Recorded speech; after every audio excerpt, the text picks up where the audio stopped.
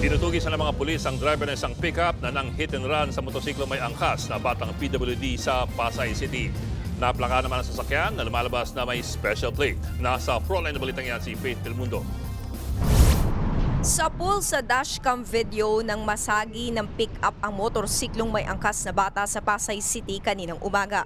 Pero imbes na huminto, humarurot ang pick-up kaya hinabol siya ng motorsiklo.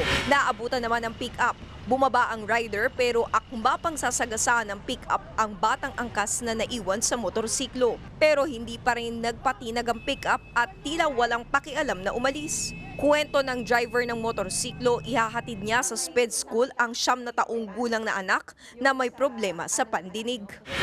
Saglit lang. Ay, hindi siya bumaba eh. Diretso talaga, wala talagang pakialam. Pati ako nga gustong bangin. Labis ang galit niya dahil matinding trauma daw ang inabot ng anak.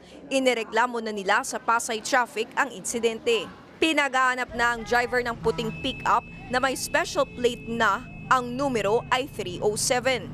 Natan yung LTO for the revocation and or suspension ng kanyang license drive. I-verify po natin sa LTO, ma'am, if ever ang nakikita po namin possible po, diplomat. Nagbabalita mula sa Frontline, Faith Del Mundo, News 5.